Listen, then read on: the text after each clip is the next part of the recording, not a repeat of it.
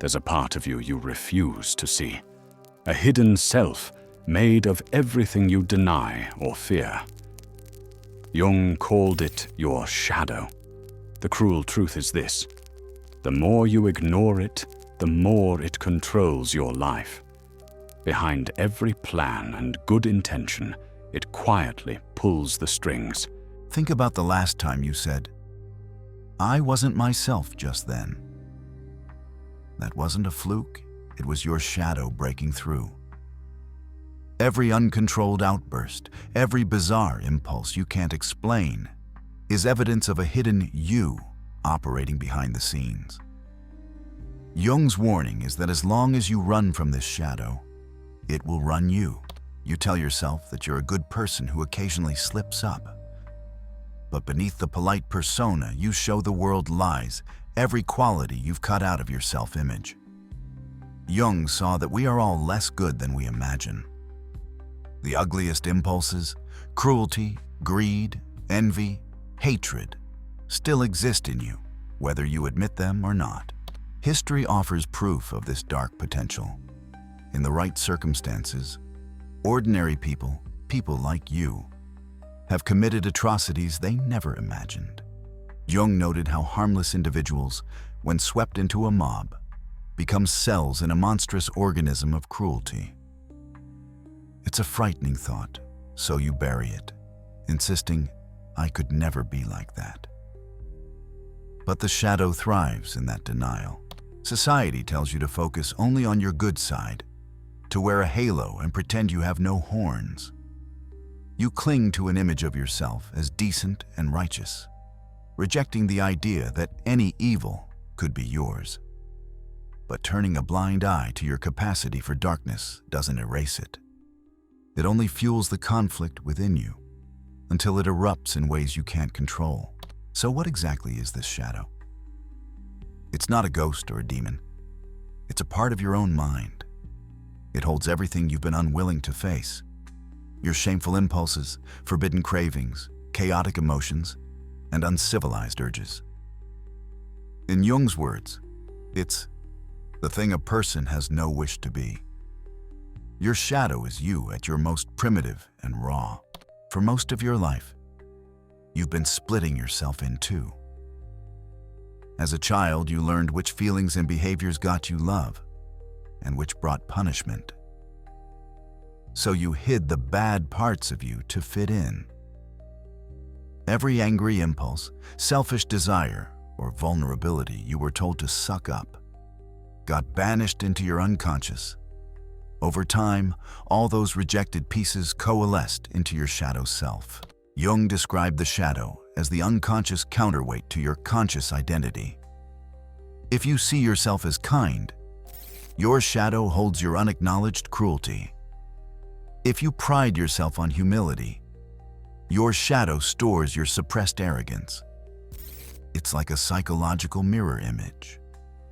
Everything you won't admit about yourself gathers in the dark, balancing the person you pretend to be. This is why people who push the hardest to appear good often have the darkest shadows. The harder you try to be only good, the more violently your repressed bad breaks out. That's why the moral crusader so often has a sordid secret, or the mild-mannered neighbor suddenly explodes in rage. Jung warned that what you refuse to face internally will force itself upon you externally, as if by fate. One trick of the shadow is projection. You detect in others the very traits you fight to reject in yourself. The co-worker you despise as arrogant may be reflecting your own buried pride. The stranger you label immoral might be mirroring your disowned desires. It feels easier to attack them than to face that you're seeing your own reflection. Even your kindness isn't safe from the shadow. Sometimes the urge to show how good you are is really your darkness looking for praise. The louder you declare your virtue, the more you should suspect that something is hiding in the shadows behind it. Your shadow doesn't just show up as ugly outbursts. It also sabotages you quietly. Think about the promotions you blew or the relationships you wrecked, even though you wanted to succeed. It's possible an unconscious part of you, ashamed, afraid, or feeling unworthy, engineered those failures. The shadow isn't always loud. Sometimes it quietly undermines your dreams to confirm the belief that you don't deserve them. It can even dictate the patterns of your life. Do you keep ending up in the same toxic relationships?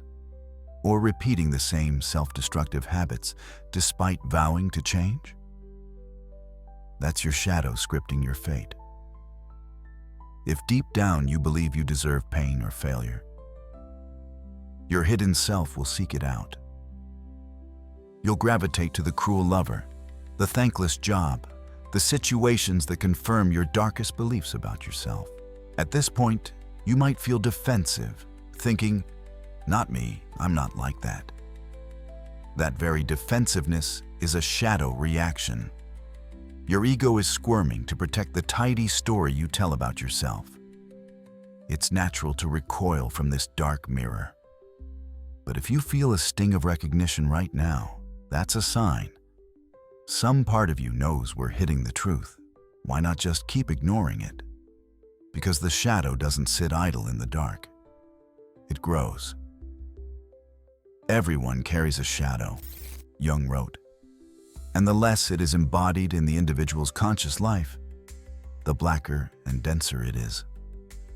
The more you refuse to look at your own darkness, the more monstrous it becomes. What you exile from awareness doesn't disappear. It gathers strength and waits for moments of weakness. Modern psychology echoes Jung. Much of your mind works outside your awareness.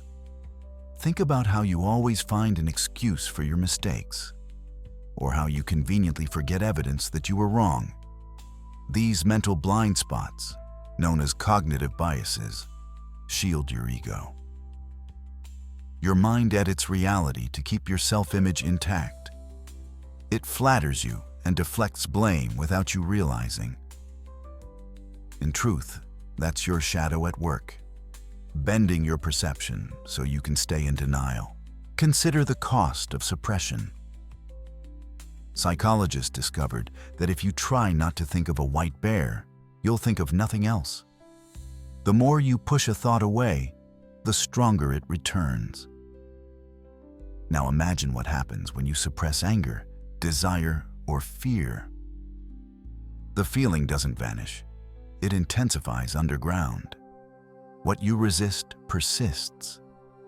Every time you say, "I won't think about that," your shadow gains more power.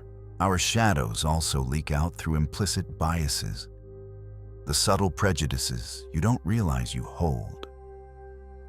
You might truly believe in equality, yet flinch internally when you encounter someone who challenges your comfort zone. Without meaning to, you may treat people differently based on a stereotype buried in your unconscious. That's your disowned bias living in shadow, influencing your actions despite your conscious values. And consider the so-called dark triad traits: narcissism, manipulativeness, and callousness. You might think only monsters have those, but research suggests these traits exist on a spectrum, and almost everyone has at least a glimmer of them. Have you ever enjoyed feeling superior? Ever told a lie to get your way? These are little hints of narcissism, Machiavellianism, and psychopathy residing in you, usually kept in check by conscience and society. Acknowledging this doesn't doom you. It liberates you from ignorance. It lets you guard against your own darkness mindfully, rather than be ambushed by it. So, both ancient wisdom and modern science agree. If you won't face your shadow, it will control you from within. Unchecked, it biases your thinking, sneaks into your reactions, and chooses for you when you're not looking. But here's the hopeful part. You can face it. You can bring this hidden side into the light. You can stop it from pulling your strings by taking back the strings yourself. How? By turning inward, instead of running away. The first step is radical honesty with yourself. Look at those moments that shame you, the secrets you hide, the traits you pretend you don't have, and say, yes, this is mine. It feels like a defeat at first to admit your envy, your pettiness, your capacity for hate. But in that moment of honest admission, the shadow loses some of its grip. What you own can no longer secretly own you. Jung didn't say, eliminate your shadow. He said to integrate it. That means making the unconscious conscious, folding those disavowed parts back into your sense of self. When you acknowledge that, yes, you can be cruel or selfish or weak, then you can choose not to be those things. You're no longer blindly driven by an unseen force. You're steering it. Integration isn't letting the shadow run wild. It's taming it through acceptance and understanding. Integration doesn't mean you act out your dark impulses. It means you understand them so they don't control you. If you have violent urges, channel that force into something like vigorous exercise or creative work instead of harm. If you have desires for pleasure or power, find a conscious, responsible way to meet them rather than denying them. Your shadow's energy can be put to good use once you acknowledge it. Think of Dr. Jekyll and Mr. Hyde. Jekyll tried to cut out his darkness, and it destroyed him. Imagine if instead he had confronted Hyde internally, acknowledging, this monster is me, and worked to reconcile with that part. The story is a tragedy because Jekyll's approach failed. He wanted to be all light and no dark. In real life, you cannot be all Jekyll and zero Hyde. But you can be aware of your Hyde and keep him in check through understanding. In Star Wars, Luke Skywalker had to accept that the same darkness which consumed Darth Vader lived in him too.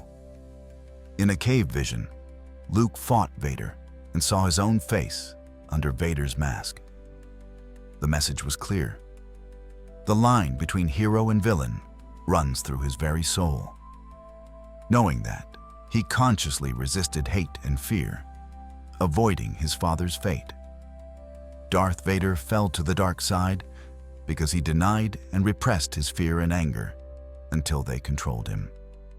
Only at the end did Anakin reclaim himself from the shadow. If you refuse to face your shadow, it will own you. If you face it, you can transcend it. To start integrating your shadow, practice self-observation during emotional moments. The next time someone offends you and you feel a hot surge of anger, pause and examine it. Yes, they provoked you. But what is that anger protecting in you? A wounded ego? A fear of being powerless? The next time you're quick to judge someone, ask, am I seeing something in them that I don't want to see in myself? Use every emotional reaction as a mirror. This habit of turning inward is how you begin a dialogue with your shadow. You can even give your shadow a voice by journaling your uncensored thoughts or fantasies. Seeing those raw truths on paper keeps them from controlling you in secret. As you do this work, you'll notice changes. You won't get hijacked by anger so easily because you'll recognize it rising and understand where it comes from. You'll catch yourself before projecting traits onto others and instead acknowledge them in yourself. You'll start to feel an inner cohesion, as if the many conflicting voices in your mind are finally in conversation instead of in combat. That's the beginning of inner peace. Not a dull silence, but a harmony between your light and dark aspects. Jung called this process individuation, becoming an indivisible whole. The result isn't that you turn into some faultless saint. It's that you become real. You're in touch with your full range of humanity. By embracing your capacity for evil, you paradoxically keep it in check. By admitting your weaknesses, you discover true strength. And by facing your inner darkness, you often find a light within it, creativity, passion, a unique perspective, treasures that were hidden in the shadows. The shadow is 90% pure gold, Jung said. He meant that much of what lurks in your darkness isn't true evil at all, but untapped potential. Think of the rebel ideas you suppressed to be polite, or the passion you toned down to seem rational, or the ambition you held back to avoid seeming selfish. Those qualities can be golden. They only turned dark because they were rejected. When you reclaim them, your rebellion becomes innovation, your passion becomes inspiration, your ambition becomes drive to achieve worthy goals. Integrating your shadow not only disarms your inner demons, it also releases your hidden angels. This is why shadow integration leads to freedom. You are no longer a house divided against itself. You don't have to waste energy pretending to be someone you're not or policing your every thought. You become authentic and whole, comfortable with all that you are. That wholeness gives you stability. When you act with your full being, and no secret part is sabotaging you. Life's challenges don't throw you as easily, because internally you're not at war with yourself. Make no mistake, this path takes continuous courage. You will slip back into denial or blame at times. That's human. But if you stay committed, you'll catch yourself faster each time. You'll apologize when you're wrong, forgive more easily, and learn from your pain instead of just feeling it. Why? Because you're not protecting a fragile ego anymore. You're strengthening an integrated self. The work is lifelong, but so are the rewards. Self-mastery, insight, and deep compassion for others, since you know they wrestle with the same hidden struggles. Jung's warning was never fear your shadow. It was take responsibility for your shadow. He knew denying it would lead to suffering, but facing it would lead to growth. No tree can grow to heaven unless its roots reach down to hell, he wrote. In other words, to reach your highest self, you must be willing to explore your deepest self. It's a sacred duty to shine light on your own darkness. Because if you don't, it will act out and cause havoc. Imagine the alternative. Drifting through life at the mercy of moods and impulses you don't understand. Blaming others for every misfortune, never realizing your own hand in your fate. Smiling on the outside while inside you're torn up. Dreading the day your mask slips and reveals what lies beneath. It's a half-life, ruled by what you refuse to acknowledge. But now you have the chance to change that. You've glimpsed the outline of your shadow. The next time it shows itself, you can choose to turn on the light instead of looking away. Yes, this knowledge is uncomfortable and dark, but it arms you with clarity. And with that clarity comes the power to shape yourself. You stand at a threshold. On one side is the comfort of ignorance, going back to sleep, pretending your problems are all outside of you. On the other side is the uneasy but liberating road of self-discovery. No one can push you across. You must decide if you will step through. If you do step through, you may find the world looks different. You'll begin to see others' bad behavior with more empathy and handle your own setbacks with more composure. Clarity replaces confusion. Responsibility replaces helplessness. Remember, confronting your shadow is an act of love, not soft, indulgent love, but tough, transformative love. It's choosing truth over comfort, because you care enough about your soul to make it whole. Accept yourself completely, and you give yourself the chance to heal and grow. With no part of you exiled, you move through life grounded in who you are, unafraid of your own reflection. Before we close, I invite you to take a brave little step right now. In the comments, write one brutally honest sentence about an aspect of your shadow that you recognize. Not a quote or a cliche, just a raw truth you usually hide. It could be, "I judge my friends out of jealousy," or "I pretend to be nicer than I am." Write it for you, to mark the moment you stopped hiding from yourself. Most people will shy away from this kind of self-confrontation. If you've listened this far, you're not most people. You have the courage to face what others bury, and that sets you apart. So step away now and live with this awareness. Let your shadow come out of hiding and teach you what it has to teach.